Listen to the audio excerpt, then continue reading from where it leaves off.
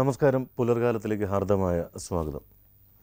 നമ്മുടെയൊക്കെ പുലർകാലത്തിൽ ആരും ഓർക്കാതെ പോകുന്നൊരു കാര്യം, 1980കളിൽ നമ്മുടെ നാട്ടിൻപുറത്തെയൊക്കെ വീടുകളിൽ ഈ മീൻമുള്ള പോലെ ആൻറ്റിനകൾ വീടിൻ്റെ മുകളിലേക്ക് ഓട്ടുമ്പുറത്തുണ്ടാകുന്നത് വീടിൻ്റെ ഒരു പ്രൗഢിയുടെ ലക്ഷണമാണ്.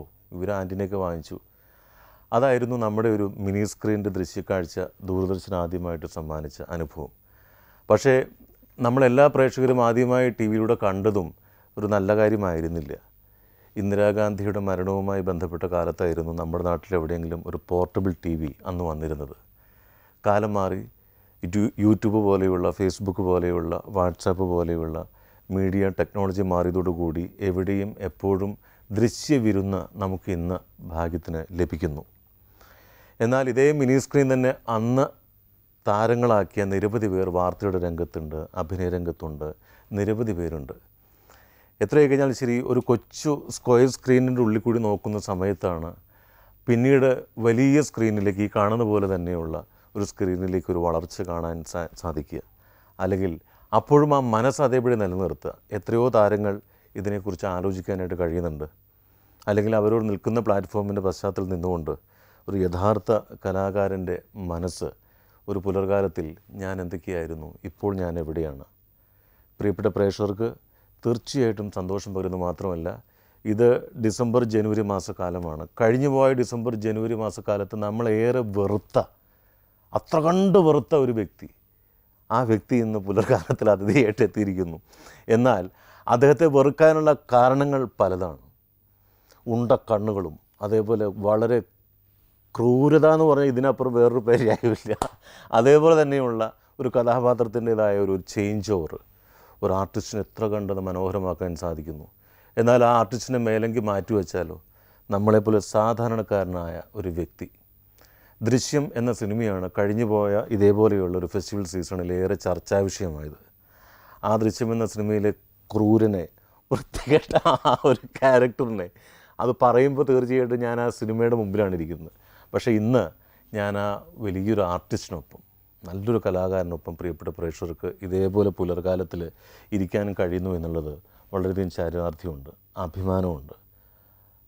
കലാഭവൻ ഷാജോൺ ഇന്ന് പുലർകാലത്തിൽ അതിഥിയായിട്ട് എത്തിയിരിക്കുന്നു. മുമ്പേ പറഞ്ഞതൊക്കെ കയ്യൊന്നും കൂടെ തന്നോളൂ. Thank you so much. ഇയോൺ ടി അവതരിപ്പിക്കുന്ന പുലർകാലത്തിൽ കലാഭവൻ ഷാജോൺ ഇതേപോലെ ഫെസ്റ്റിവൽ സീസണിൽ തിരക്കുകൾ മാറ്റിവെച്ച് അതിഥിയായിട്ട് എത്തുമ്പോൾ ഞാൻ ഈ പറഞ്ഞു പോയ തുടക്കത്തിൽ കാര്യങ്ങളുണ്ടല്ലോ, പറയാൻ മറന്നു. ഒരു ഇയോൺ ടി രാവിലെ തന്നെ കഴിച്ചുകൊണ്ടങ്ങ് ആരംഭിക്കും. എന്ത് പറയുന്നു? പിന്നെ രാവിലെ എഴുന്നേറ്റ് കഴിഞ്ഞാൽ ശരി ഒരു ചായ കുടിക്കുക എന്നുള്ളൊരു പതിവുണ്ടല്ലോ അല്ലേ? കലാഭവൻ ഷാജോൻ കാലങ്ങൾക്ക് മുമ്പ് മിനി സ്ക്രീനിൽ വരുമ്പോഴും സ്റ്റേജ് ഷോയിൽ തിളങ്ങി നിൽക്കുമെന്ന കാലഘട്ടത്തിലും ഒക്കെ തന്നെ കുടിച്ചോളൂ. ഈ പറഞ്ഞ പോലെ അന്നും ഇന്നും ഒരേ പ്രകൃതമാണ്. അതായത് ചിരിക്കുക, നല്ല മനസ്സോടുകൂടി നല്ല സുഹൃത്തുക്കളിലൊക്കെ ഒപ്പം ചിലവഴിക്കുക. ഇപ്പോൾ എന്ന് പറഞ്ഞാൽ കുടുംബമായി 2 മക്കളായി കോട്ടയത്ത് നിന്ന് എറണാകുളത്തേക്ക് താമസം മാറി അല്ലേ? ഇനിയിപ്പോൾ കുറച്ച് കഴിഞ്ഞാൽ തൃശ്ശങ്കൂരിൽ സഞ്ചരിക്കാം, മെട്രോയിൽ. ഭൂമിയിലുമില്ല ആകാശത്തുമില്ല എന്ന് പറയുന്ന പോലെ. ഞാൻ പറഞ്ഞ പോലെ ഒരു അനുഭവം ഉണ്ടായിട്ടില്ലേ, ഒരു ക്രൂരനായിട്ടുള്ളൊരു വ്യക്തി, അല്ലെങ്കിൽ ഈ പറഞ്ഞ പോലെ അല്ല, ഞാൻ ഉദ്ദേശിച്ചത് ആ റോള് ചെയ്യുമ്പോൾ ഒരു കരിയറിൻ്റെ ഒരു ഫേസപ്പ് എന്ന് പറയുന്ന പോലത്തെ, അത് എല്ലാവർക്കും അറിയാവുന്ന കാര്യമാണ്. ഇതേ പുലർകാലത്തിലിരുന്ന ആ റോളിനെ കുറിച്ച് അല്ലെങ്കിൽ ആ സന്ദർഭം പലവട്ടം പറഞ്ഞതാണെങ്കിലും പ്രേക്ഷകർക്ക് ഷാജോൺ തന്നെ ഈ പുലർകാലത്തിൽ പറയുമ്പോൾ കേൾക്കാൻ സുഖമാണ്. ചായ കുടിക്കും. ഞാനൊരു കറുത്ത കപ്പാണ് തന്നത്, ഇപ്പം എൻ്റെ കളർ മാറിയുണ്ടോ? ശരിയാണല്ലോ. ഇതെന്താ ഇത്? ഇയോൺ ടി കപ്പിൻ്റെ ഒരു പ്രത്യേകതയാണ്. ഈ പറഞ്ഞ പോലെ തന്നെ ചായ ഇതിലേക്ക് എത്തുന്ന സമയത്ത് ഒരു സുന്ദരി പൊങ്ങി വരും, ഒപ്പം തന്നെ ചായയുടേതായിട്ടുള്ളൊരു സൗന്ദര്യം, ഹരിതാഭ. ഈ ചായ കുടിച്ച് കഴിയുമ്പോൾ ഈ സുന്ദരി നമ്മുടെ അടുത്തേക്ക് വരും, അങ്ങനെ അതും വരും. എൻ്റെ എക്സ്പീരിയൻസിൽ വന്നിട്ടുണ്ട്. എന്തായാലും നല്ലൊരു ഒരുപാട് സന്തോഷമുണ്ട് നല്ലേട്ടൻ്റെ കൂടെ ഇതുപോലൊരു 2 കസേരകളിൽ ഇരുന്ന് ഇങ്ങനെ സംസാരിക്കാൻ കഴിഞ്ഞത്.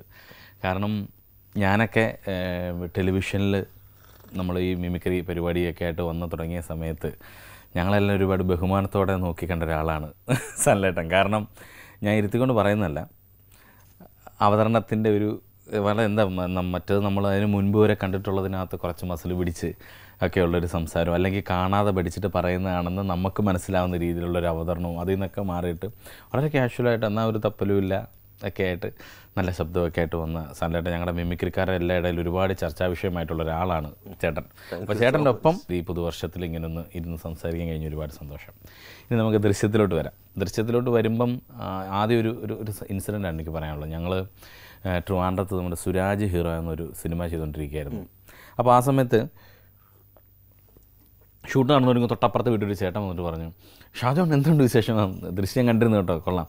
എൻ്റെ മോക്ക് ഷാജോൺ എന്ന് വെച്ചാൽ വലിയ ജീവനാട്ടോ, ഒന്ന് വീട് വരെ ഒന്ന് വരണം, ഒന്ന് വീട് ഒരു ഉച്ച സമയത്ത് ഒന്ന് വരണം എന്ന് പറഞ്ഞു.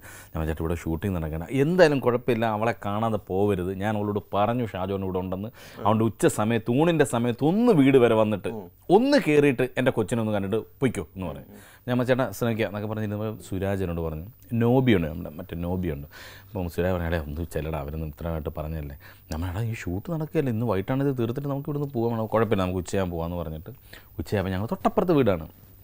ചെന്നപ്പോൾ ഈ ചേട്ടൻ ഇറങ്ങി വന്നു, വന്നല്ലോ, വാ സുരാജ്, വാ കയറി, വാ ഷാജോൺ, വാ വാ വാ വാരി, ഇതേ ആരാ വന്നിരിക്കുന്നത്? സഹദേവൻ, നമ്മുടെ ദൃശ്യത്തിലെ സഹദേവനാണ്. ഞാൻ പറഞ്ഞു, എന്ത് മോളിവിടെ വിളിക്കാം, ഒരു മിനിറ്റ് കണ്ടോണം, അവളുടെ മുഖത്ത് ഭാവം മാറുന്ന കണ്ടോണം, ഷാജോൺ എന്ന് വെച്ചാണ്ടല്ലോ അവൾക്ക് ആരാണെന്ന് ഇപ്പം അറിയാം, ഇതുപോലൊരാളെ ഷാജോൺ ജീവിതത്തിൽ കണ്ടില്ല, കണ്ടോണം മോളെ നീ വന്നേ എന്ന് പറഞ്ഞ് കൊച്ചു ഓടി വന്ന് എൻ്റെ മുന്നിൽ വന്ന് സ്റ്റക്കായിട്ട് നിന്നിട്ട് പറഞ്ഞ ഒരു ഒറ്റ കരച്ചിലാണ് ഈ കൊച്ച്. ഞാനും അങ്ങ് വണ്ടടിച്ചു പോയി. കണ്ടോ എങ്ങനെയുണ്ട്? ഞങ്ങൾ ഇവിടെ ഭക്ഷണം കഴിക്കാതിരിക്കുമ്പോൾ ഞങ്ങൾ പറയുന്നറിയോ, ഷാജോണിനെ വിളിക്കും പെട്ടെന്ന് കഴിച്ചോളാം, ഇന്ന് ഉച്ചയ്ക്ക് ഇവിടെ കഴിക്കുകയെന്ന് പറഞ്ഞ് വായിച്ചാൽ കഴിക്കോടി നീ കഴിക്കാൻ, ഞാൻ കഴിച്ചോളാം, ഞാൻ കഴിക്കാം, കയറപ്പോകത്ത് എന്ന് പറഞ്ഞിട്ട് എന്നെ വിളിച്ചിരുത്തി. സുരാജും നോബി എല്ലാം കൂടെ അങ്ങോട്ട് ചിരിയും തുടങ്ങിയിട്ട് അപ്പോഴാണ് ഇതിന് ഇങ്ങനെ ഒരു അവസ്ഥയും കൂടെ ഉണ്ടെന്നുള്ള കാര്യം നമുക്ക് മനസ്സിലാകുന്നത്. കാര്യം പിള്ളേർക്ക് സഹദേവനെ വിളിക്കുമെന്നൊക്കെ പറഞ്ഞ് പേടിപ്പിച്ച് ചോറ് കൊടുക്കുന്നൊരു സംഭവം ഉണ്ടല്ലോ.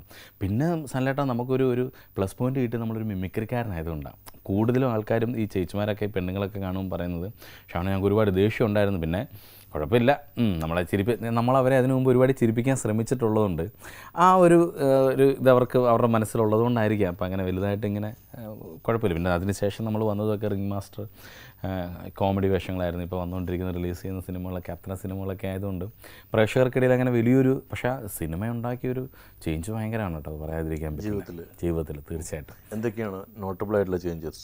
നോട്ടബിളായിട്ടുള്ള ചേഞ്ച് തീർച്ചയായിട്ടും അതിന് ശേഷം വന്നിട്ടുള്ള സിനിമകളിലേക്ക് നമ്മളെ കാസ്റ്റ് ചെയ്യുമ്പോൾ ഡയറക്ടേഴ്സും അതിന് തൊട്ട് പുറകെ വന്ന 1-2 സിനിമകളിൽ നിന്ന് എന്നെ ഒഴിവാക്കിയപ്പം എനിക്കൊരുപാട് വിഷമം തോന്നിയപ്പോൾ ആ ഡയറക്ടേഴ്സ് എന്നെ വിളിച്ചിട്ട് എന്നോട് പറഞ്ഞു, ഷാജോണെ ഇനി ഷാജോണിനെ ഞങ്ങൾ ഈ സിനിമയിലിട്ടാൽ ഷാജോൺ അർഹിക്കുന്ന രീതിയിലുള്ളൊരു വേഷം തന്നില്ലെങ്കിൽ പ്രേക്ഷകർ ഞങ്ങളോടൊരു പക്ഷേ ചോദിക്കും, അത് അയാളെ കൊണ്ടുവന്നിട്ട് എന്താണ് ചെയ്യിപ്പിക്കാതിരുന്നതെന്ന് ചോദിക്കുമെന്ന് പറഞ്ഞു.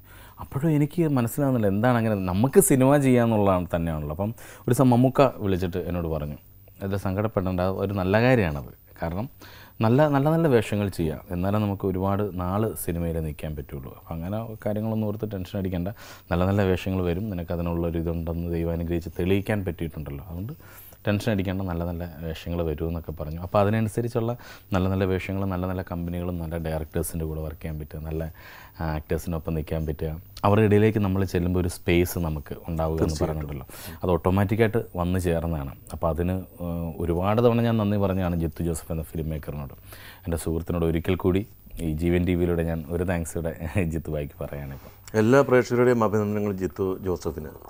ജിത്തു ചെയ്ത ഫിലിംസിൽ പേരെടുത്ത് പറയേണ്ട കാര്യമില്ല, എല്ലാവർക്കും അറിയാം. എങ്കിൽ കൂടിയിട്ടാണ് പറഞ്ഞ പോലെ മൈ ബോസ് വന്നതോടുകൂടി ഒന്നും കൂടി മാറിയില്ലേ? അതെ തീർച്ചയായിട്ടും. ഞാൻ പറഞ്ഞല്ലോ, ഞാൻ ഏത് ഇൻ്റർവ്യൂവിൽ ചെന്നാലും ജിത്തുബായിനെ കുറിച്ച് ആദ്യം പറയുന്ന കാര്യം അതാണ്. കാര്യം അതുവരെ ഈ മൈ ബോസ് വരെയുള്ള സിനിമകളിൽ നമ്മൾ ഉണ്ടാവുമെന്ന് ചോദിച്ചാൽ നമ്മളുണ്ട്, എന്നാൽ ഒരു വലിയ ക്യാരക്ടറാണോ അല്ലെങ്കിൽ നമുക്ക് എന്തെങ്കിലും പെർഫോം ചെയ്യാൻ പറ്റുന്ന ക്യാരക്ടറാണോ എന്ന് ചോദിച്ചാലല്ല. എന്നാൽ എല്ലാ സിനിമയിലും ചെറിയ വേഷങ്ങളിലൊക്കെ നമ്മളുണ്ടാവും. അതും ഒരു കലാകാരനെ സംബന്ധിച്ച് വലിയ ഭാഗ്യം തന്നെയാണ്. പക്ഷേ മൈ ബോസോട് കൂടിയാണ് അവന് കുഴപ്പമില്ലാതെ അവൻ ചെയ്യും, കോമഡി കൊടുത്താലും അവൻ കുഴപ്പമില്ലാതെ ചെയ്യുമെന്ന് സിനിമാ പ്രവർത്തകർക്ക് തോന്നിയത് എനിക്ക് തോന്നുന്നു മൈ ബോസ് കഴിഞ്ഞപ്പോഴാണ്. അതിൽ ദിലീപേട്ടൻ്റെ സപ്പോർട്ട് ഒരുപാട് വലുതാണ് കേട്ടോ. കാര്യം അതിന് മുൻപും അദ്ദേഹം എന്നെ ഒപ്പം നിർത്തിയിട്ടുണ്ട്. പക്ഷേ ആ സമയത്തുള്ള കച്ചവട കാര്യങ്ങളൊക്കെ കൊണ്ട് നമ്മൾ വന്നു കഴിഞ്ഞാൽ ശരിയാവില്ല എന്നൊക്കെ പറഞ്ഞിട്ട് മലയാളത്തിലെ വേറൊരു പ്രധാനപ്പെട്ട നടനിലേക്ക് പോയി. പക്ഷേ അദ്ദേഹത്തിന് ഈ ഷൂട്ടിംഗ് സമയത്തിന് എത്താൻ കഴിയാതിരിക്കും മറ്റെന്തോ കാരണങ്ങൾ കൊണ്ട് വീണ്ടും നമ്മളിലേക്ക് വരികയായിരുന്നു.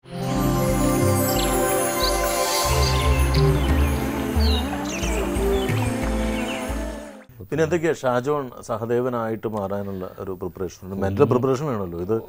ഇപ്പോഴും അത് കണ്ടവരുടെ ഉള്ളിൽ ഷാജോണിനെ കണ്ടുകൊണ്ടിരിക്കുമ്പോൾ ആ സഹദേവൻ്റെ ഓരോരോ എക്സ്പ്രഷൻസ് ഇങ്ങനെ കടന്നു പോകുന്നുണ്ടോ? സത്യം പറഞ്ഞാൽ ഒന്നും ചെയ്തിട്ടില്ല എന്നുള്ളതാണ്. നമ്മൾ ഒരു പ്രിപ്പറേഷൻ നടത്തിയിട്ടില്ല എന്നുള്ളതാണ് കാര്യം. ആ സ്ക്രിപ്റ്റ് വായിച്ചപ്പോൾ മുതൽ ആ കഥാപാത്രം നമ്മുടെ മനസ്സിലുണ്ടായിരുന്നു. ശരിക്കും ആ സിനിമ കണ്ടു കഴിയുമ്പോൾ പലരും പറഞ്ഞു ഇത് ശരിക്കും പറഞ്ഞാൽ ഷാജോണിന് തന്നെ വെച്ചിട്ടുള്ളൊരു ക്യാരക്ടറാണത്, കാരണം ഷാജോനെ കണ്ടുകൊണ്ട് തന്നെ എഴുതിയതായിരിക്കും എന്ന് വിചാരിച്ചു.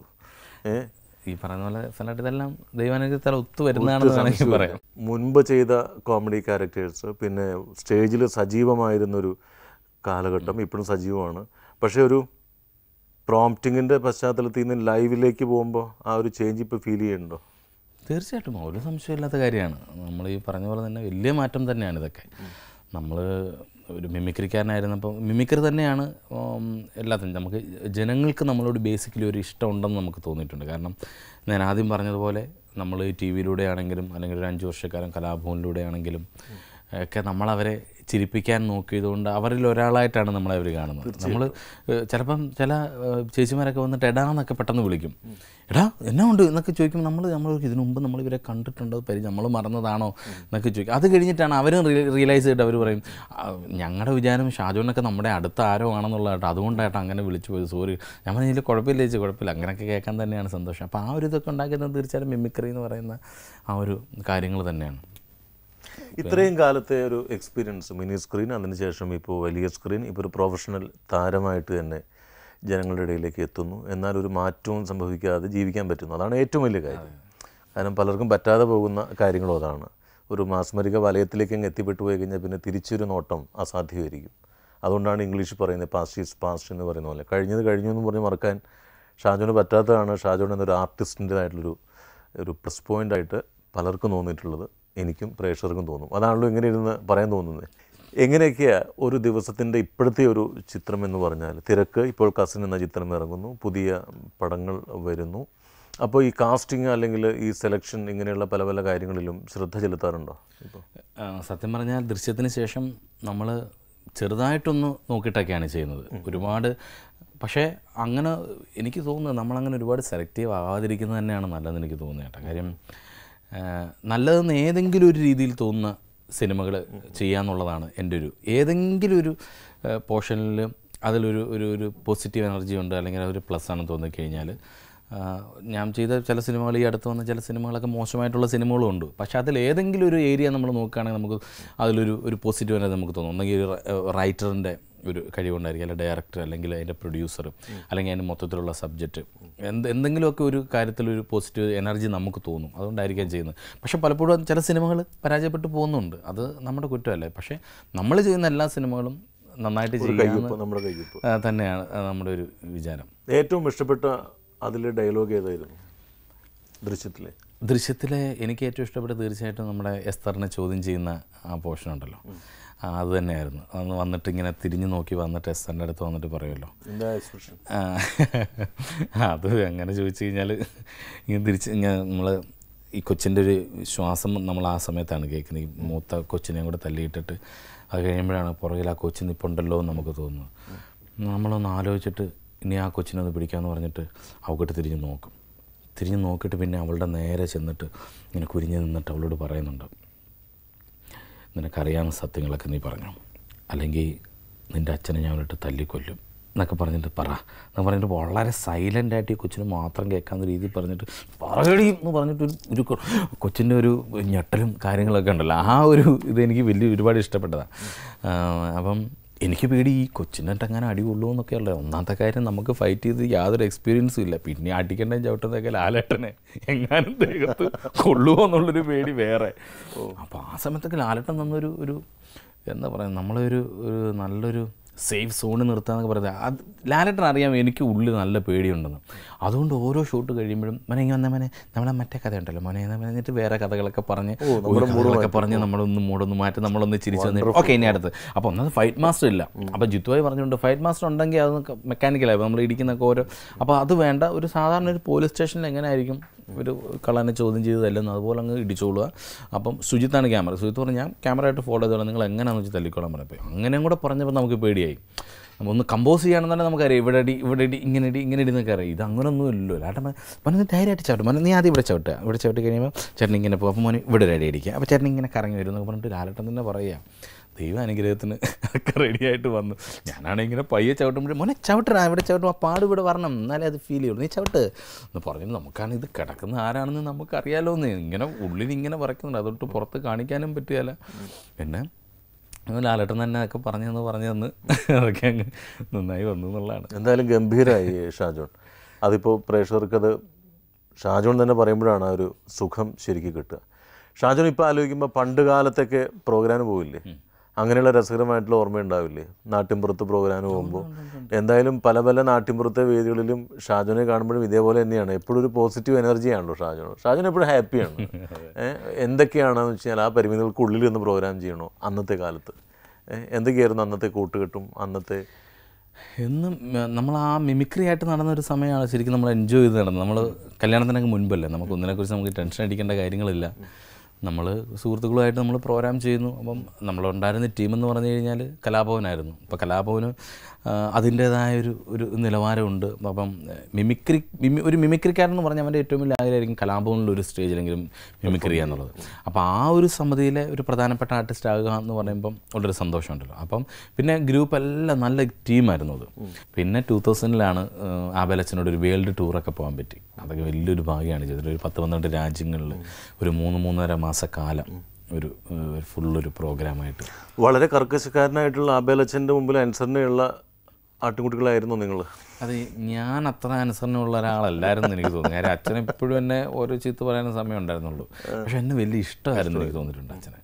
അപ്പോൾ അച്ഛനത് എന്നോട് തന്നെ പറയും. നമ്മൾ ഈ വേൾഡ് ടൂർ സമയത്തൊക്കെ കുറേ അലമ്പൊക്കെ ഞാൻ കാണിച്ചിട്ടുണ്ട്. പക്ഷേ ഇത്രയും ഹ്യൂമർ സെൻസ് ഉള്ള ഒരാൾ വേറെ ഉണ്ടാവില്ല അല്ലേ? ഒരാളുണ്ടാവും. മുഖം സീരിയസ് ആണെങ്കിലും ചിരിക്കുന്നത് നമ്മളറിയത്തില്ല, ബോഡി മാത്രം ഇങ്ങനെ കിടന്നു. അതൊരു വലിയൊരു മനുഷ്യനാണ് കേട്ടോ. നമുക്ക് അച്ഛനെ പകരം നിർത്താൻ വേറെ ഒരാളില്ല. അച്ഛനെക്കുറിച്ച് പറഞ്ഞാലോട്ട് തീരത്തില്ല. അത് അത്രയ്ക്കൊരു വലിയ മനുഷ്യനാണ് അദ്ദേഹം.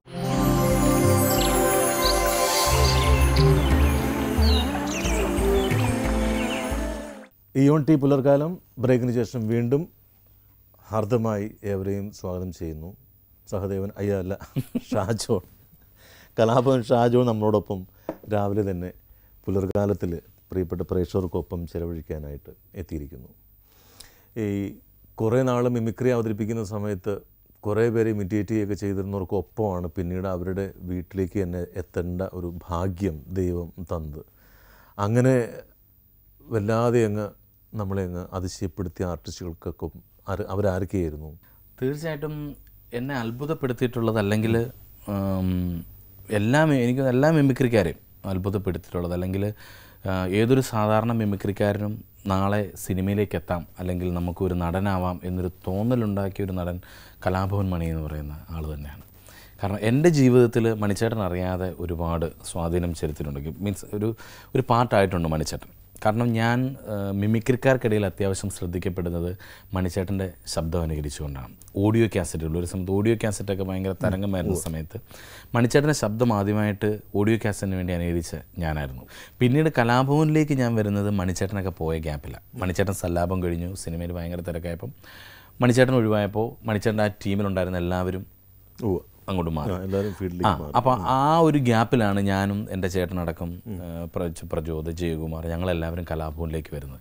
പിന്നീട് പറയുകയാണെന്നുണ്ടെങ്കിൽ മണിച്ചേട്ടന് ഡ്യൂപ്പിട്ടുകൊണ്ടാണ് ഞാൻ സിനിമയിലേക്ക് എൻട്രി ആവുന്നത്. മൈ ഡിയർ കരടി എന്ന് പറയുന്ന സിനിമയിൽ കരടിയായിട്ട് 40 ദിവസം ഡ്യൂപ്പായിട്ട് നിന്ന ആൾ ഞാനാണ്. അപ്പം അതിൻ്റെ അസോസിയേറ്റ് ഡയറക്ടറായിരുന്നു തോംസൺ കെ തോമസ് എന്ന് പറയും. ഇപ്പം മറ്റേ കമ്മത്ത് ഗാരിസനൊക്കെ ഡയറക്റ്റ് ചെയ്ത് തോംസനും രാജാജി കുട്ടമാളർ, അവർ രണ്ടുപേരായിരുന്നു അസോസിയേറ്റ്. അപ്പം തോംസൺ ചേട്ടൻ അപ്പോഴും നമ്മളെ മിമിക്രി ആയതുകൊണ്ട് ചേട്ടാ എവിടെ ചെന്നാലും നമ്മളെ ഏത് ലൊക്കേഷനിൽ നമ്മളെ അറിയാവുന്ന 2-3 പേരുണ്ടാവും അവിടെ.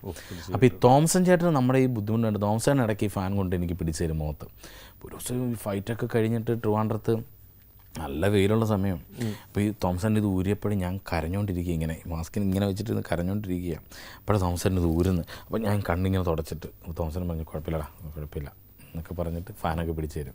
അപ്പം ഇപ്പോൾ തോംസനെ കാണുമ്പോൾ പറയും, നീ അന്ന് പൊഴിച്ച കണ്ണുനീരിൻ്റെ ആയിരിക്കാം നിനക്കിപ്പോൾ ദൈവം നല്ല നല്ല അവസരങ്ങളൊക്കെ തരുന്നതെന്ന് പറയും. അപ്പോൾ ഞാൻ അത് വിശ്വസിക്കുന്നു. കാര്യം നമ്മൾ ആ സമയത്ത് കുറച്ച് ബുദ്ധിമുട്ടെങ്കിലും നമ്മളത് നീറ്റായിട്ടത് ചെയ്ത് അവസാനിപ്പിച്ചു.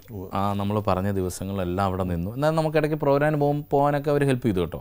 പക്ഷേ എനിക്കതുകൊണ്ട് കിട്ടിയൊരു ഗുണം എന്ന് പറഞ്ഞാൽ ഉദയകൃഷ്ണ CBK തോമസ് എന്ന് പറയുന്ന റൈറ്റേഴ്സുമായിട്ടൊരു ബന്ധം ഉണ്ടാക്കാൻ സാധിച്ചെന്നുള്ളതാണ്. കാര്യം അവർ രണ്ടുപേരും നമ്മൾ കഷ്ടപ്പെട്ട് അത് കണ്ടിട്ട് അവരുടെ അന്ന് മുതലുള്ള എല്ലാ സിനിമകളിലും അവർ അതിനുശേഷം ചെയ്തിട്ടുള്ള 99% സിനിമകൾ അവരെന്നെ ഒരു സീനിനാണെങ്കിലും അവർ ഉൾപ്പെടുത്താൻ ശ്രമിച്ചിട്ടുണ്ട്. ശരിക്കും നല്ല ബന്ധങ്ങളാണ് നല്ലൊരു ചിത്രം ഉണ്ടാകുന്നതിൻ്റെ പ്രധാനപ്പെട്ട കാരണം അല്ലേ എന്ത് പറയുന്നു? അതെ ശരി തന്നെയാണ്. പക്ഷേ നല്ല ബന്ധങ്ങൾ തന്നെയാണ്. നമുക്ക് കണക്ഷൻ വേണം, എല്ലാവരുമായിട്ട് നമ്മൾ ബന്ധങ്ങൾ മെയിൻറ്റെയിൻ ചെയ്യണം. പക്ഷേ എനിക്കൊന്നും സ്ഥലമായിട്ടാ നമ്മളൊരു നല്ല കഥാപാത്രത്തിലേക്ക് കാസ്റ്റ് ചെയ്യാൻ വേണ്ടിയിട്ട് ആ ബന്ധങ്ങൾ മാത്രം മതിയെന്ന് എനിക്ക് വിശ്വാസമില്ല. കാരണം അതൊരു ഒരു പരിധി വരെ ഉണ്ട്. നമ്മളിപ്പം അവർക്ക് പറയാം, ഇപ്പം അന്നും അവരെന്നെ ഹെൽപ്പ് ചെയ്യുന്നുണ്ട്, ഇപ്പോഴും അവരെന്നെ ഹെൽപ്പ് ചെയ്യുന്നുണ്ട്, ഇപ്പോഴും അവരുടെ സിനിമകൾ അവരെന്നെ കൂടെ നിർത്തുന്നുണ്ട്. ഇതൊക്കെ സത്യമാണ്. പക്ഷേ ഞാൻ ചിന്തിച്ച് നോക്കുമ്പോൾ മൈ ബോസ് എന്ന് പറയുന്നവരെ എനിക്ക് സിനിമ വന്നത് എനിക്കൊരു പരിചയമില്ലാത്ത ജിത്തു ജോസഫ് എന്ന് പറയുന്ന ഒരാളാണ്. നമ്മുടെ ഒരു ക്യാരക്ടർ ആർട്ടിസ്റ്റ് അല്ലെങ്കിൽ അതുപോലൊരു ശക്തമായൊരു കഥാപാത്രം തന്നത് ജിത്തു ജോസഫ് എന്ന് പറയുന്ന ആൾ തന്നെയാണ് ദൃശ്യത്തിൽ.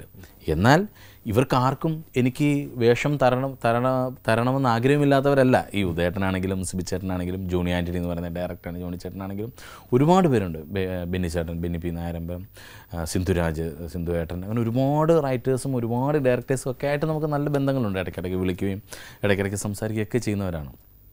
പക്ഷേ എനിക്ക് തന്നത് നമ്മൾ അതുവരെ വിളിക്കാത്ത, അപ്പം ഞാൻ വിചാരിക്കുന്നത് ബന്ധങ്ങൾ മാത്രമല്ല, അവർക്കൊക്കെ ആഗ്രഹമുണ്ട് നമുക്ക് തരണമെന്ന്, പക്ഷേ അതിനുള്ളൊരു സമയമായിട്ടില്ല.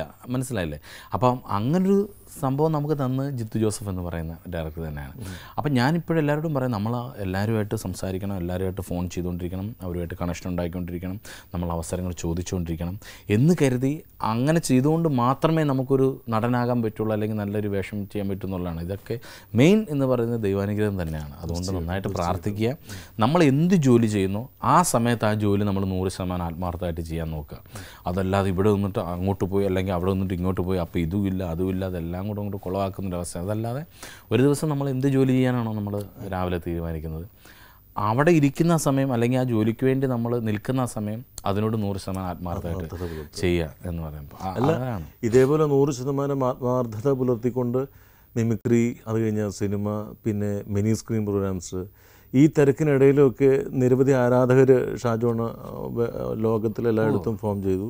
നിരവധി പേർക്ക് ഷാജോണിനോട് പ്രേമം തോന്നുന്നു.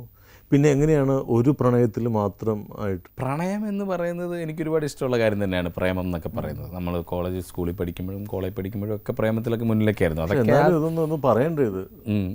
അത് നമ്മൾ ഒരുപാട് പേരോട് പറഞ്ഞിട്ടുണ്ട്, പക്ഷെ അവർ തിരിച്ചൊന്ന് റിയാക്ട് ചെയ്യണം. അങ്ങനെ പലപ്പോഴും റിയാക്ഷൻ ഭയങ്കര പ്രശ്നങ്ങളായിരുന്നുകൊണ്ട് നമ്മൾ പല പ്രേമങ്ങളിൽ നിന്ന് നമ്മൾ ഒഴിഞ്ഞു മാറേണ്ടി വന്നിട്ടുണ്ട്.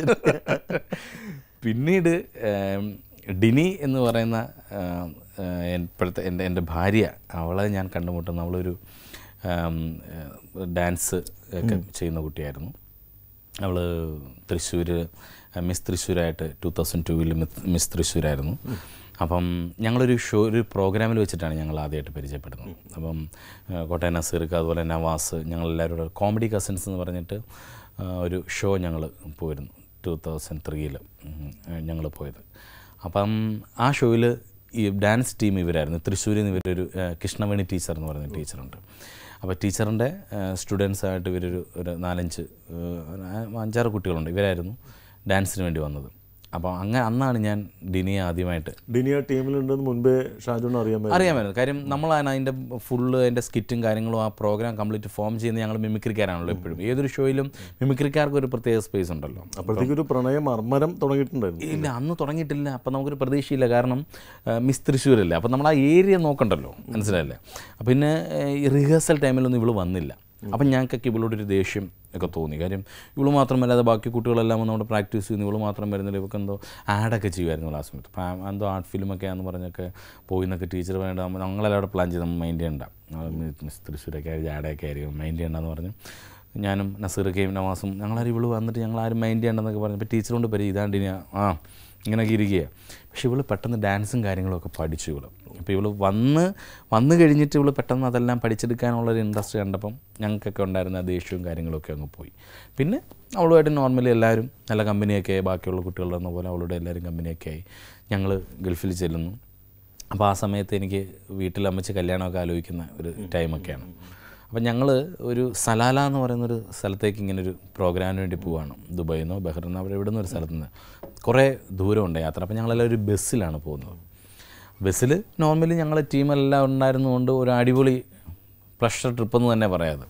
അപ്പോൾ ആ യാത്രക്കിടയിൽ കുറച്ച് സമയം ഇവളുടെ അടുത്തിരുന്ന് ഇവളോട് സംസാരിക്കാനുള്ളൊരു ഇത് കിട്ടിയപ്പോൾ ഞാൻ പല കാര്യങ്ങളും നമ്മൾ അങ്ങോട്ട് പറയുന്നു, അവളുടെ കുടുംബത്തിലെ കാര്യങ്ങളൊക്കെ ഇങ്ങോട്ട് പറയുന്നു. അപ്പോൾ അങ്ങനെ ഒരു എന്തൊരു മാനസികമായിട്ടൊരു അടുപ്പം തോന്നി. അപ്പം ഞാൻ അവളോട് ഇങ്ങനെ പറഞ്ഞു, ഇങ്ങനെ വീട്ടിൽ കല്യാണമൊക്കെ ആലോചിക്കുന്നുണ്ട്, എന്താണ് ഡീനയുടെ അഭിപ്രായം എന്ന് പറഞ്ഞപ്പം എനിക്ക് തന്നെ കല്യാണം കഴിച്ചാൽ കൊള്ളാമെന്നുണ്ട്, എന്താണ് അഭിപ്രായം എന്നൊക്കെ പറഞ്ഞപ്പോൾ അവൾ പറഞ്ഞു വീട്ടിൽ വന്ന് ആലോചിക്കുക, വീട്ടുകാർക്ക് ഇഷ്ടമാണെന്നുണ്ടെങ്കിൽ എനിക്ക് കുഴപ്പമൊന്നുമില്ലാന്ന്. അപ്പം ഞാൻ ടീച്ചറിനോടും പറഞ്ഞു. അപ്പോൾ ടീച്ചറും പറഞ്ഞു ഷാജോണെ അവർ നാട്ടിൽ ചെന്നിട്ട് അവരുടെ വീട്ടുകാരായിട്ട് ആലോചിക്കുക, അവർക്ക് കുഴപ്പമില്ല. അപ്പം നമ്മുടെ ഒരു ആഗ്രഹം എന്നൊക്കെ പറഞ്ഞാൽ നമ്മൾ സിനിമയൊക്കെ സ്വപ്നം കണ്ട് നടക്കുന്നതുകൊണ്ട് ഒന്ന് ഒളിച്ചോടിയൊക്കെ പോവുക, ആങ്ങളമാരും ഒക്കെ ആയിട്ട് ചെറിയൊരു ഫൈറ്റ് ഒന്നും നല്ല ബഹളമൊക്കെ ഉണ്ടാക്കുക. പക്ഷേ അത് ഇല്ലാരും നന്നായി കേട്ടോ, രണ്ട് കടാമുട്ടൻ ആങ്ങളമാർ അവളുടെ ഉള്ള ഇടിയെങ്ങാനും കിട്ടിയിരുന്നെങ്കിൽ. അപ്പോൾ എന്തായാലും അപ്പോൾ എൻ്റെ ചേട്ടച്ചാൻ ആ സമയത്ത് ദുബൈയിലുണ്ടായിരുന്നു, ഷൂജാൻ. അപ്പോൾ അച്ഛനോട് ഞാൻ ഇങ്ങനെ പറഞ്ഞു, ഇങ്ങനെ ഒരു കുട്ടിയുണ്ട്, അപ്പോൾ അച്ഛന്മാരോട് ഞാൻ ഒന്ന് സംസാരിക്കട്ടെ എന്ന് പറഞ്ഞാൽ അച്ഛൻ ഒരു ദിവസം ഞങ്ങളുടെ ഹോട്ടലിൽ വന്നിട്ട് ഇവളുമായിട്ട് സംസാരിച്ചു ഡിനി. അപ്പോൾ അച്ഛനെ ഇഷ്ടപ്പെട്ടു. അച്ഛനുകളോട് ഇങ്ങനെ പറഞ്ഞു, അവനിങ്ങനെ ഒരു ആഗ്രഹം പറയുന്നുണ്ട് ഡിനി. അപ്പോൾ അവളും പറഞ്ഞു, അച്ഛൻ ഇങ്ങനെ നാട്ടിൽ വന്നിട്ട് വീട്ടുകാരായിട്ട് പറയാതെ എനിക്കൊന്നും ഒരു മറുപടി പറയാൻ പറ്റില്ല എന്ന് പറഞ്ഞു. നാട്ടിൽ വന്നതിന് ശേഷം ആദ്യമായിട്ട് ഞാൻ നേരിട്ട് ചെന്നു. അപ്പം എൻ്റെ സുഹൃത്തായ രമേശ് ബാബു, ഇപ്പോഴത്തെ സിംഗറൊക്കെയാണ് രമേശ്, ഞാൻ രമേശ് ബാബും കൂടെയാണ് ഡിനിയുടെ വീട്ടിൽ ചെല്ലുന്നത്. ചെന്നിട്ട് അപ്പച്ചനോടും അമ്മച്ചിയോടും ഉള്ള ആങ്ങളമാരോടും അപ്പം ഞാൻ കാര്യങ്ങളിങ്ങനെ പറഞ്ഞു. അപ്പോൾ അവർ പറഞ്ഞു ഓക്കെ, ഞങ്ങൾക്ക് കുഴപ്പങ്ങളൊന്നുമില്ല, കുറച്ച് സമയം വേണം എന്ന് പറഞ്ഞു. ഒരു 6 മാസം ഗ്യാപ്പ് ഇട്ടായിരുന്നു കല്യാണം. അപ്പോൾ ഈ 6 മാസമാണ് ഞങ്ങൾ ശരിക്കും പ്രണയിച്ചതെന്ന് വേണമെങ്കിൽ പറയാം. 6 മാസം കഴിഞ്ഞൊരു ഒക്ടോബറിലായിരുന്നു ഞങ്ങളുടെ കല്യാണം നടന്നത്. ഇപ്പോൾ 10 വർഷം കഴിഞ്ഞു. അങ്ങനെ ദൈവം അനുഗ്രഹിച്ച് സന്തോഷത്തിൽ പോകുന്നു.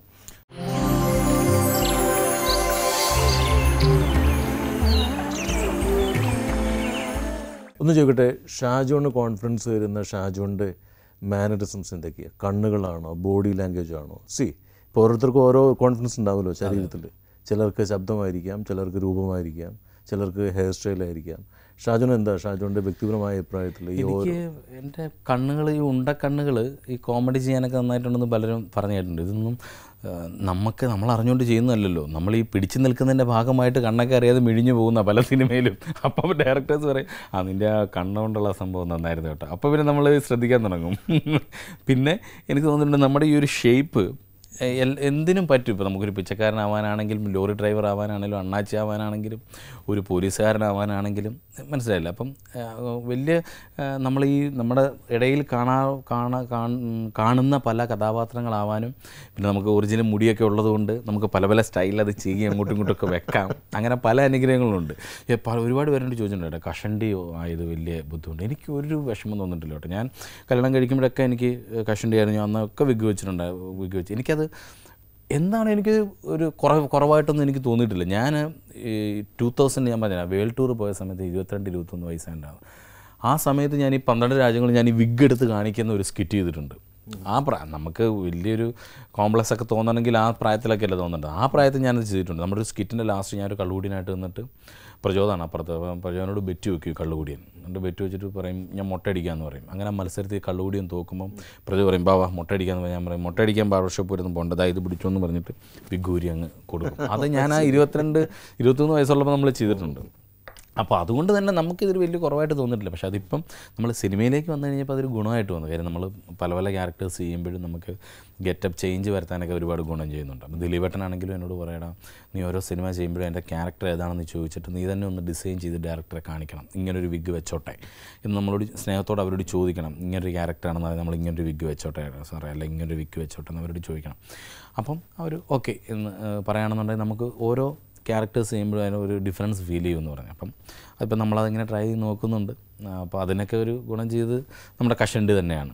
അപ്പം ദൈവം വലിയ തെറ്റില്ലാത്തൊരു ഇങ്ങനെയൊക്കെ ഒരു ഷേപ്പ് വന്നുകൊണ്ടൊക്കെ അങ്ങ് എന്തായാലും ഷാജോണിൻ്റെ പോപ്പുലാരിറ്റിയിൽ ഷാജോണിന് ഒരു മുഖം മാറ്റം പറ്റില്ല. കാരണം എന്ന് പറഞ്ഞാൽ ഇപ്പോൾ വെച്ചിട്ടാണെങ്കിലും അതല്ലെങ്കിലും ശരി ജനത്തിന് ഫെമിലിയറാണ് ഷാജോൺ സിനിമയിലേക്ക് ഇത്ര പോപ്പുലറായിട്ട് മാറുന്ന സമയത്തുള്ളൊരു പ്രൈവസി മീൻസ് ഒരു ആർട്ടിസ്റ്റ് എപ്പോഴും ഓരോരോ ചിന്തകളിലായിരിക്കുമല്ലോ. ഒരു ക്യാരക്ടറോ അല്ലെങ്കിൽ കഴിഞ്ഞതിനെ കുറിച്ച് അധികം ആലോചിച്ചൊന്നും വരില്ല. ക്യാരക്ടേഴ്സ് വരാനിരിക്കുന്നതിനെ കുറിച്ചുള്ള അങ്ങനെ ഒരു പ്രൈവസി ഇല്ല കേട്ടോ. എനിക്ക് എൻ്റെ ഒരു കുഴപ്പമാണോ എന്ന് എനിക്ക് അറിഞ്ഞുകൂടാ. കാര്യം ഞാൻ പുറത്തോട്ടിറങ്ങും, ഞാൻ മാർക്കറ്റിലൊക്കെ ഞാൻ തന്നെയാണ് പോകുന്നത്, രാവിലെ മീൻ മേടിക്കാനും ഇറച്ചി മേടിക്കാനും ഒക്കെ.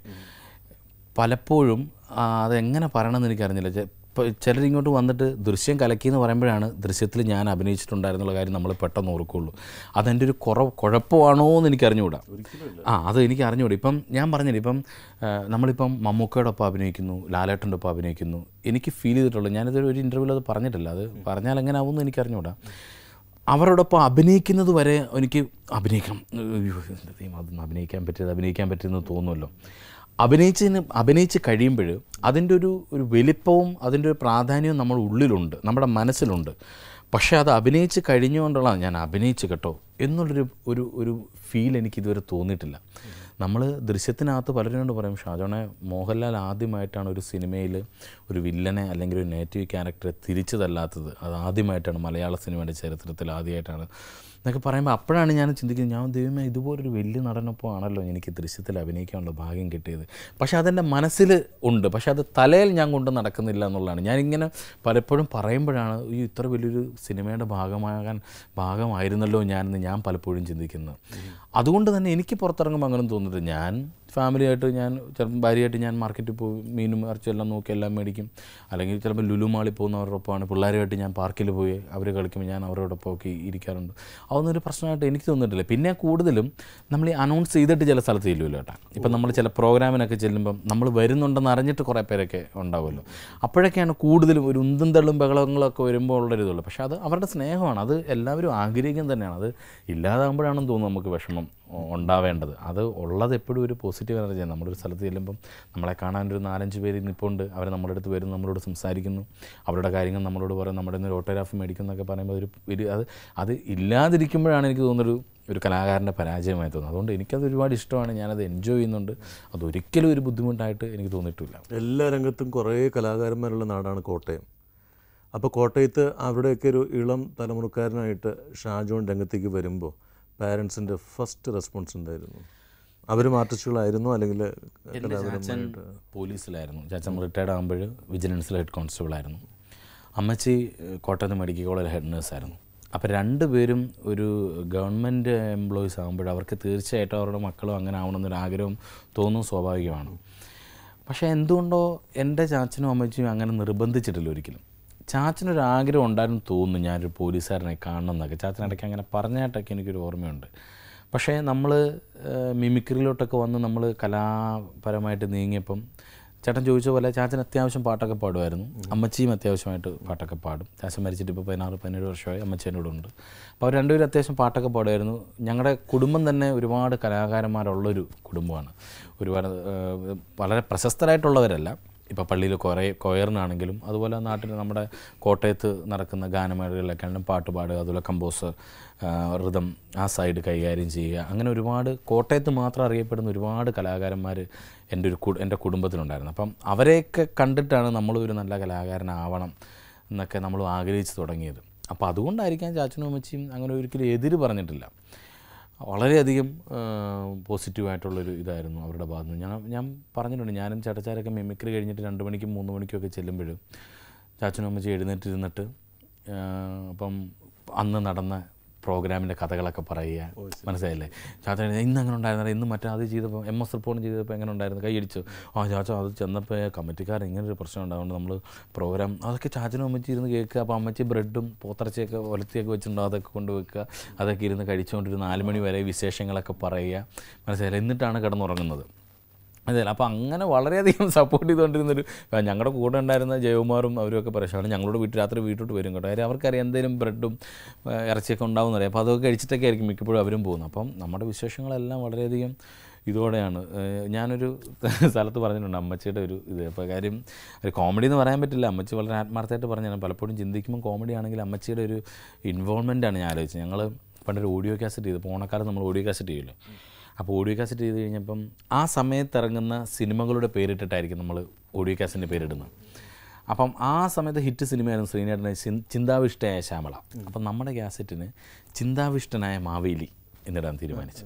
അപ്പോൾ ആ സമയത്ത് അപ്പോൾ ആ കാസറ്റ് അങ്ങ് അനൗൺസ് ചെയ്ത് പറഞ്ഞാൽ എല്ലാവരും ശ്രദ്ധിക്കും, മേടിക്കും. ഇതൊക്കെയാണ് ഞങ്ങളുടെ പ്രതീക്ഷ. ഞാനും പ്രചോദമൊക്കെയാണ്, ചേട്ടച്ചാരുണ്ട്, ഞങ്ങളൊക്കെയാണ് ഇത്. അപ്പോൾ ഒരു ദിവസം അപ്പോൾ ഇന്ന് രാത്രി ആകുമ്പോൾ അമ്മച്ചി വിളിക്കും. ഞങ്ങൾ എറണാകുളത്താണ്, അമ്മച്ചി കോട്ടയത്ത് നിന്ന് വിളിക്കും. ഇന്ന് അങ്ങനെ അങ്ങനെ ഉണ്ടായിരുന്നു, കുഴപ്പമില്ല അമ്മച്ചി. അപ്പോൾ ഒരു ദിവസം അമ്മച്ചി വിളിച്ചപ്പോൾ ഞങ്ങൾക്കൊരു വിഷമം. അമ്മച്ചി എന്നാ ഒരു വിഷമം. ഞാൻ പറഞ്ഞു അമ്മച്ചി ഇപ്പം നമ്മുടെ ആ ചിന്താവിഷ്ടനായ മാവേലി എന്നുള്ള പേര് വേറൊരു ടീം ഇട്ടു. അപ്പോൾ അവർ അടുത്ത ആഴ്ച കാസറ്റ് ഇറക്കും. അപ്പം നമുക്ക് ആ പേരിടാൻ പറ്റില്ല അമ്മച്ചി, അവരിട്ടു പോയെന്ന് പറഞ്ഞു. നിങ്ങൾ വേറെ വല്ല പേരിടണം. ഞാൻ പറഞ്ഞു അതല്ല അമ്മച്ചി, ഈ ചിന്താവിഷ്ടയായ ശ്യാമള എന്ന് പറഞ്ഞ ശ്രീനിവാസൻ്റെ സിനിമയാണല്ലോ, അപ്പോൾ അതൊരു ഹിറ്റ് സിനിമയാണ്. അപ്പോൾ ആ പേരിട്ട് കഴിഞ്ഞാൽ പെട്ടെന്ന് ശ്രദ്ധിക്കും, അതാണ്. ആണല്ലടാ മോനെ, എന്നാൽ കുഴപ്പമില്ലടാ, നോക്ക് വേറെ എന്തെങ്കിലും പേര് കിട്ടും അമ്മച്ചി, പ്രാർത്ഥിക്കാമെന്ന് പറഞ്ഞ് അമ്മച്ചി ഫോൺ വെച്ചു. രാത്രി ഒരു 1:30 അമ്മച്ചി വിളിച്ചിട്ട് അമ്മച്ചി വേടാ അമ്മച്ചി ഒരു പേര് പറയട്ടെ എന്ന് ചോദിച്ചു. ഞാൻ പറഞ്ഞു അമ്മച്ചി എന്താ പറയാം, വടക്ക് നോക്കി മാവേലി നിട്ടോടാന്ന് പറഞ്ഞു.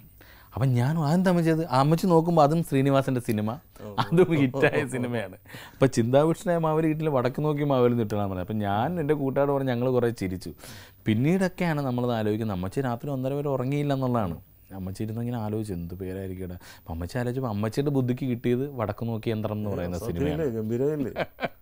അപ്പോൾ സംശയമില്ല, നല്ലൊരു കലാകാരി മാത്രമല്ല, നല്ലപോലെ തിങ്ക് ചെയ്യാൻ മാത്രമല്ല, മക്കൾക്ക് വേണ്ടി ഇത്രയും ചിന്തിച്ചിട്ട് ഒരു കോമഡി പേര് കണ്ടുപിടിക്കുക എന്ന് പറഞ്ഞാൽ അമ്മയ്ക്ക് നമസ്കാരം കേട്ടോ.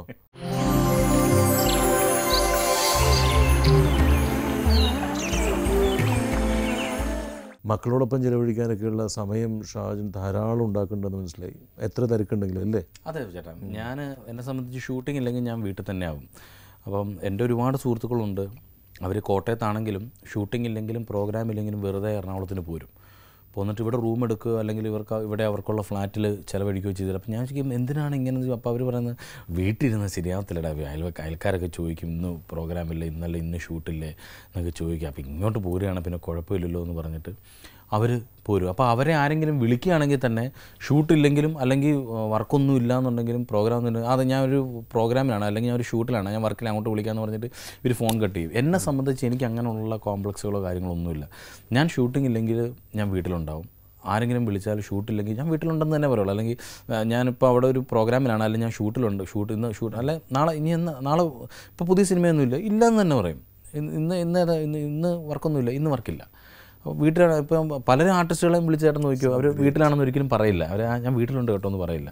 പക്ഷെ ഞാൻ വീട്ടിലാണെന്നുണ്ടെങ്കിൽ ഞാൻ പറയും വീട്ടിലാണെന്ന് പറയും. കാര്യം നമുക്ക് ദൈവം നമുക്ക് വിധിച്ചിട്ടുള്ളത് തീർച്ചയായിട്ടും നമുക്ക് തന്നെ വരും എന്നുള്ളതാണ്. അപ്പോൾ അതിൻ്റെ സമയത്ത് വരും. അപ്പം നമ്മളത് ചെയ്യുന്നു, അതുള്ളൂ. അല്ലെങ്കിൽ നമ്മൾ വീട്ടിലിരിക്കുക, വീട്ടുകാരായിട്ടിരിക്കുക. ഞാൻ എത്ര സമയം വീട്ടിലിരുന്നാലും അങ്ങനെ ബോറടിക്കാത്ത ഒരാളുമാണ് എന്ന് കരുതി എപ്പോഴും വീട്ടിൽ ഇരിക്കണം എന്നല്ല കേട്ടോ. ഒരു 4-5 ദിവസം കഴിഞ്ഞാൽ വൈഫ് ചോദിക്കും ഒരു ടെൻഷൻ ഉണ്ടല്ലേ, ഞാൻ ചോദിക്കും അതേടി ഒരു വിളിക്കാമെന്ന് പറഞ്ഞാൽ അത് വന്നില്ലല്ലോ, അടുത്ത വർഷം ഒരു സിനിമ, അതൊക്കെ ടെൻഷനൊക്കെ ഉള്ളിലുണ്ട്. പക്ഷേ വീട്ടിലിരിക്കുന്നതും വീട്ടുകാരുമായിട്ട് പിള്ളേരുമൊത്ത് കളിക്കുന്നതും പിള്ളേരുടെ കൂടെ ടൈം സ്പെൻഡ് ചെയ്യുന്നതൊക്കെ എനിക്ക് വലിയ ഇഷ്ടമുള്ള കാര്യം തന്നെ. അതൊരിക്കലും ഒരു മോശമാണെന്നോ അല്ലെങ്കിൽ വീട്ടിലിരിക്കുന്നതൊരു മോശമാണെന്നോ അല്ലെങ്കിൽ എപ്പോഴും ഓടി നടക്കണം, കിട്ടുന്ന എല്ലാ സിനിമകളിലും അഭിനയിക്കണം, മാക്സിമം പൈസ ഉണ്ടാക്കണം, അത് കഴിഞ്ഞ് ഇങ്ങോട്ട് അത് കഴിഞ്ഞ് അങ്ങോട്ട് അങ്ങനെ ഓടുന്ന അങ്ങനെയൊന്നും ആഗ്രഹമുള്ള ഒരാളൊന്നുമല്ല. ഈ പുലർകാലത്തിൽ ഒരു അതിഥിയായിട്ട് പ്രേക്ഷകർക്കൊപ്പം ഇരിക്കാൻ പലരെയും വിളിക്കുന്ന സമയത്ത് ആദ്യം ചോദിക്കും എന്താണ് ഫോർമാറ്റ്. അപ്പോൾ ഞാൻ പറയാറുള്ളതെന്ന് പറഞ്ഞാൽ സാധാരണഗതിയിൽ എങ്ങനെയൊക്കെയായിരുന്നു നമ്മൾ ഇവിടം വരെ എത്തിയത്, അപ്പോൾ അങ്ങനെ തന്നെ ഇരിക്കാൻ പറ്റിയ ഒരു വഴിയോര കാഴ്ച അത് തന്നെയാണ് പുലർകാലം എന്ന് പറഞ്ഞ്. അല്ല അപ്പോൾ ഇപ്പോഴത്തെ കാര്യങ്ങൾ ആണോ പറയേണ്ടതില്ല, അപ്പോൾ ഇനി അന്നത്തെ കാര്യങ്ങളൊക്കെ ഇങ്ങനെ ആലോചിച്ചെടുക്കണ്ടേ എന്ന് പലരും ഇങ്ങനെ പറഞ്ഞിരുന്നു. അതിൽ നിന്ന് എന്തുകൊണ്ട് ഷാജോൺ വ്യത്യസ്തനാവുന്നു എന്ന് ചോദിച്ചാൽ ഇതാണ്, ഉള്ള കാര്യം ഉള്ളതുപോലെ ഉള്ള സമയത്ത് പറയുക, അത് പങ്കുവയ്ക്കുക എന്നുള്ളത്. So great Shajon. പിന്നെ വൈഫ് പിന്നെ പെർഫോമൻസിലേക്ക് തിരികെ ഈ പറഞ്ഞ പോലെ ഇല്ല, അവൾക്ക് അതിന് ശേഷം ഇപ്പം ഞങ്ങൾക്ക് 2 കുട്ടികളായി. മോള് ഹന്ന, അവൾ 3rd സ്റ്റാൻഡേർഡിൽ പഠിക്കുന്നു. മോൻ യോഹാൻ എന്നാണ് അവൻ്റെ പേര്, അവൻ LKGയിലാണ്.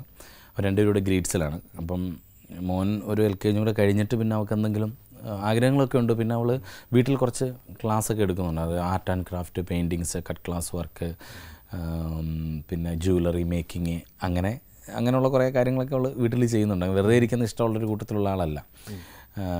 പിന്നെ അതുകൊണ്ട് അങ്ങനെയുള്ള കാര്യങ്ങളിലൊക്കെ ഞാൻ പ്രോത്സാഹിപ്പിക്കുന്നു. നമ്മൾ കലാഭവനിൽ പോയി പഠിക്കുന്നുണ്ട്. അത് വീട്ടിൽ ഒരുപാട് പിള്ളേരെ പഠിപ്പിക്കുന്നുണ്ട്, നമ്മുടെ ഫ്ലാറ്റിൽ തന്നെയുള്ള പിള്ളേരെയൊക്കെ പഠിപ്പിക്കുന്നുണ്ട്. അങ്ങനെയൊക്കെ അവൾ പിന്നെ ഇനിയിപ്പം മോനും കൂടെ ഒന്ന് 1st സ്റ്റാൻഡേർഡൊക്കെ കയറി കഴിഞ്ഞിട്ട് മറ്റെന്തെങ്കിലും ഒരു ബിസിനസ് അങ്ങനെയുള്ള കാര്യങ്ങളിട്ടൊക്കെ നോക്കണം എന്നുള്ളതാണ് ആഗ്രഹം. ദൈവം എന്താണ് വെച്ചിരിക്കുന്നത് അറിയില്ല. നമ്മുടെ മനസ്സിൽ അവൾ പറഞ്ഞിട്ടുള്ള ആഗ്രഹങ്ങളൊക്കെയാണ്. അങ്ങനെ അവൾ ഹാപ്പിയായിട്ട് പോകുന്നു. ഇപ്പം അമ്മച്ചിയുണ്ട്, അപ്പോൾ അമ്മച്ചി അവളും കൂടെ വീട്ടിലെ കാര്യങ്ങളൊക്കെ നോക്കും. അങ്ങനെ നല്ലൊരു കരിയറിൻ്റെ നല്ലൊരു വർഷമാണ് 2014, 2013 നോ ഡൗട്ട്. 2015 അങ്ങോട്ട് അങ്ങനെ തന്നെയായിരിക്കും എന്ന ദൈവാനുഗ്രഹം ഞങ്ങൾക്ക് എല്ലാവർക്കും ആ ഒരു പ്രതീക്ഷ പ്രാർത്ഥന തന്നെയാണുള്ളത്. പക്ഷേ സ്വന്തമായിട്ട് നല്ലൊരു എയിം ഉണ്ടാവില്ലേ, പറയാൻ പറ്റാവുന്ന എയിം. ഇതിപ്പോൾ എല്ലാം പറയാൻ പറ്റിയെന്നും ഇല്ല. ഇല്ല ഏട്ടാ, ഞാൻ പറഞ്ഞില്ല ഏട്ടാ, ഞാൻ മുമ്പേ പറഞ്ഞത് തന്നെയാണ്, നമ്മൾ ഈ നിമിഷം വരെ ഒന്നും പ്ലാൻ ചെയ്തിട്ടില്ല. അതുകൊണ്ട് ഇനി നാളെ എന്താവുമെന്ന് നമുക്ക് ഒന്നും പറയാനും പറ്റില്ല. പക്ഷേ നല്ല നല്ല വേഷങ്ങൾ ചെയ്യുക എന്നുള്ളത് തന്നെയാണ് ഏറ്റവും അൾട്ടിമേറ്റ് ആയിട്ടുള്ള എൻ്റെ ആഗ്രഹം. നമ്മൾ സിനിമയിലുണ്ടായിരിക്കുക. ഞാൻ എപ്പോഴും പ്രാർത്ഥിക്കുമ്പോൾ അതാണ് പ്രാർത്ഥിക്കുന്നത്, സിനിമയിൽ സജീവമായിട്ട് നിൽക്കാൻ അനുഗ്രഹിക്കുന്നത്. ഇപ്പം നമ്മൾ ഞാനിപ്പോൾ അടുത്തൊരു ഒരു സിനിമയിലൊരു പാട്ട് പാടിയായിരുന്നു. ചേട്ടൻ അറിഞ്ഞോ എന്ന് എനിക്കറിയില്ല. സിബി മലയിലായിരുന്നു ഡയറക്ടർ, രതീഷ് വേഗ മ്യൂസിക് ചെയ്തു, സന്തോഷ് ശർമ്മയാണ് എഴുതി, ജയറാമേട്ടൻ്റെ സിനിമയായിരുന്നു ഞങ്ങളുടെ വീട്ടിലെ അതിഥികൾ എന്ന് പറഞ്ഞു. ഞാനതിനകത്തൊരു പാട്ട് പാടിയായിരുന്നു. അതൊന്നും നമ്മളൊന്നും മനഃപൂർവ്വം ഒരിക്കലൊരു സിനിമയിൽ പാട്ട് പാടാമെന്ന് വിചാരിച്ചിരുന്ന ആളൊന്നുമല്ല. എല്ലാം കൂടെ ആ സമയത്ത് ഒത്തു വന്നപ്പം ഞാനായിട്ട് അങ്ങോട്ട് ചോദിച്ചാണ് കേട്ടോ. എൻ്റെ റൈറ്ററായ ഗിരീഷേട്ടനോട് ഞാൻ ചോദിച്ചു, ഗിരീഷേട്ടാ ഇങ്ങനെ ഒരു പാട്ടുണ്ടെന്ന് അറിയാം, ഞാനൊന്ന് പാടി നോക്കട്ടെ, നമ്മൾ അത്യാവശ്യം സ്റ്റേജിലൊക്കെ പാടുന്ന ആളാണ് പറയുമ്പോൾ ഗിരീഷേട്ടൻ പറഞ്ഞു, സാധാരണ എന്തായാലും സിബി സാർ ഇത് അറിയണ്ട, ഞാൻ പയ്യെ ഞാൻ രതീഷ് വേഗയോടൊന്ന് ചോദിക്കട്ടെ എന്ന് പറഞ്ഞു. അപ്പം നമുക്ക് വലിയ പ്രതീക്ഷയൊന്നുമില്ല, ഞാൻ പോയാൽ ഒരു വാക്കല്ല, നമുക്ക് പാടാൻ പറ്റിയാൽ അങ്ങനെ അറിയില്ലല്ലോ എന്ന് പറഞ്ഞ് ഞാൻ ചോദിച്ചത് കേട്ടോ. വൈകുന്നേരം രതീഷ് വേഗ എന്നെ വിളിച്ചിട്ട് പറഞ്ഞു, ചേട്ടാ ഒരു ഭയങ്കര കോയിൻസിഡൻ്റ് ആണ് കേട്ടോ. ഞാൻ എന്താണ്, ഞാനിന്ന് രാവിലെ എൻ്റെ ഫാമിലി ഇരുന്നപ്പോൾ ഞാൻ പറയായിരുന്നു, ഷാജോൻ ചേട്ടൻ പാടുമെങ്കിൽ ഇതൊന്ന് പാടിച്ച് നോക്കായിരുന്നു. കാരണം അങ്ങനെ എന്തെങ്കിലും ഒരു പ്രത്യേകത ഉണ്ടെങ്കിൽ അത്യാവശ്യം ശ്രദ്ധിക്കപ്പെടേണ്ട ഒരു പാട്ടാണ് ചേട്ടാ ഇത്. അപ്പം നമുക്കൊന്ന് പാടി നോക്കാം ചേട്ടാ എന്ന് പറഞ്ഞിട്ട് രതീഷ് പാട്ടിൻ്റെ ട്രാക്ക് എനിക്ക് അയച്ചു തന്നു. ഞാൻ 2-3 ദിവസം എടുത്ത് ഇങ്ങനെ കേട്ട് പഠിച്ചു. 1-2 മണിക്കൂർ കൊണ്ട് എനിക്കത് ദൈവാനുഗ്രഹിച്ച് പാടാൻ പറ്റി. അത് യൂട്യൂബിലൊക്കെ വളരെ ഹിറ്റായിരുന്നു. വളരെ ഹിറ്റായി മാത്രമല്ല, പുലർകാലത്തിലൂടെ ഇപ്പം അത് ഞങ്ങൾ കേൾക്കാൻ റെഡിയായിട്ട് ഇരിക്കുകയും ചെയ്യുന്നു എന്നുള്ളതും അപ്രതീക്ഷിതമായിട്ട് പറയേണ്ടി വന്നൊരു കാര്യമാണ്.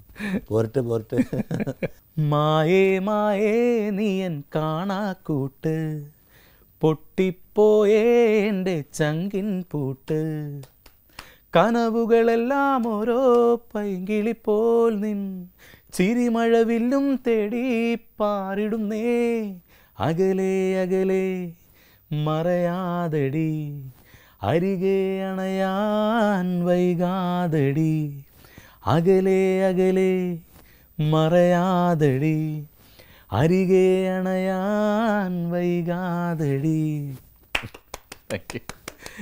ഇതായിരുന്നു ആ പാട്ട്. അപ്പോൾ അങ്ങനെ ഒരു പാട്ട് പാടാൻ പറ്റി. അങ്ങനെ സിനിമയുമായി ബന്ധപ്പെട്ടുള്ള ഏതെങ്കിലും ഒരു ഇതിൽ സിനിമയിൽ നിൽക്കുക എന്നുള്ളതാണ് ഏറ്റവും വലിയ ആഗ്രഹം. ചേട്ടൻ പറഞ്ഞാൽ അങ്ങനെ പ്രത്യേകിച്ച് ഇന്ന ക്യാരക്ടർ ചെയ്യണോ അങ്ങനത്തെ അങ്ങനെയുള്ളതല്ല. നല്ല നല്ല സിനിമകളിൽ നല്ല നല്ല കഥാപാത്രങ്ങളെ ചെയ്യാൻ പറ്റണം എന്നുള്ളത് തന്നെയാണ് പ്രാർത്ഥനയും ആഗ്രഹവും. അതിനുവേണ്ടി ശ്രമിക്കുന്നുണ്ട്. നമ്മളിലേക്കൊരു കഥാപാത്രം എത്തുമ്പോൾ അത് എത്രത്തോളം നന്നാക്കാമെന്ന് ചിന്തിക്കുന്നുണ്ട്. അതിന് വേണ്ടിയിട്ട് കുറച്ചുകൂടെ ഉത്തരവാദിത്വം കൂടിയിട്ടുണ്ട്. റൈറ്ററുമായിട്ടാണ് ഡയറക്ടേഴ്സുമായിട്ട് ഇരുന്നിട്ടാണേലും നമ്മുടെ ക്യാരക്ടറിനെ കുറിച്ചൊക്കെ സംസാരിച്ച് വിശദമായിട്ടുള്ളൊരു രൂപം മനസ്സിലാക്കിയിട്ടാണ് ഇപ്പം സിനിമകളിലൊക്കെ അഭിനയിക്കുന്നതും ഒക്കെ. കരിയറിൻ്റെ 16 വർഷങ്ങൾ, ഈ 16 വർഷങ്ങൾ കൊണ്ട് നേടിയെടുത്ത ഒരു കലാകാരൻ്റെ ജീവിതം. പുലർകാലത്തിൽ അതിലൂടെ ചുമ്മാ കേട്ടുമറക്കുകയായിരുന്നില്ല, നല്ല രസമായിരുന്നു എങ്കിൽ കൂടിയിട്ട് കുറച്ച് നല്ല പോയിൻറ്റ്സും കൂടി പ്രേക്ഷകർക്ക് അത് കിട്ടിയിട്ടുണ്ട് തീർച്ചയായിട്ടും. കാരണം എങ്കിലും മാത്രമല്ല നല്ലൊരു പുലർകാലം പ്രേക്ഷകർക്ക് അനുഭൂതിയാവുള്ളൂ. നല്ല തിരക്കുണ്ടെന്നറിയാം, എന്നാലും രാവിലെ ഒന്ന് ഇതുവഴി കയറിക്കളയാം എന്ന് ഞങ്ങളുടെ ക്ഷണം സ്വീകരിച്ച് എത്താൻ ഒരു കലാകാരൻ്റെ മനസ്സ് സമ്മതിച്ചതിൽ വലിയ സന്തോഷം. ഒപ്പം ഇനി ഒന്നും പ്രത്യേകിച്ച് പറയുന്നില്ല. എല്ലാവിധ ആശംസകളും ഷാജോണ് നേരുന്നു, ഷാജോൻ്റെ കുടുംബത്തിനും. താങ്ക് യു ചേട്ടാ, താങ്ക് യു സോ മച്ച്. നല്ലൊരു പുലർകാലം മാത്രമല്ല, ലോകത്തെവിടെയും പുലർകാലമുണ്ട്, അസ്തമയമുണ്ട്, മധ്യാഹ്നമുണ്ട്. എല്ലാം ഭംഗിയായിട്ടിരിക്കണമെന്ന് മാത്രമേ ഉള്ളൂ. എന്നാലോ അസ്വാരസ്യങ്ങളും വിഷമങ്ങളും ഒക്കെ നിത്യജീവിതത്തിൻ്റെ ഭാഗമാണ്. എന്നാൽ ഇതിനെല്ലാം തന്നെ മുഖത്ത് കാണിക്കാതെ പ്രതിഫലിക്കാതെ ജീവിക്കുക എന്ന് കഴിഞ്ഞാൽ ഒരു മനുഷ്യൻ എപ്പോഴും ഒരു നടൻ തന്നെയാണ് പല ജീവിതത്തിൻ്റെ ഘട്ടത്തിലും. പുലർകാലത്തിൻ്റെ വരും കാലങ്ങളിലും ഇതേപോലെ തനിമ, അതേപോലെ ജീവസും തേജസ്സും ഓജസ്സൊക്കെയുള്ള നല്ല വ്യക്തിത്വങ്ങൾ പ്രിയപ്പെട്ട പ്രേക്ഷകരിലേക്ക് എത്തും. ഷാജോണിൻ്റെ പ്രിയപ്പെട്ട പ്രേക്ഷകർക്ക് വേണ്ടി നന്ദി അറിയിക്കുന്നു. ഒപ്പം ക്രിസ്മസ് നവോത്സവ ആശംസകൾ നേരുന്നു.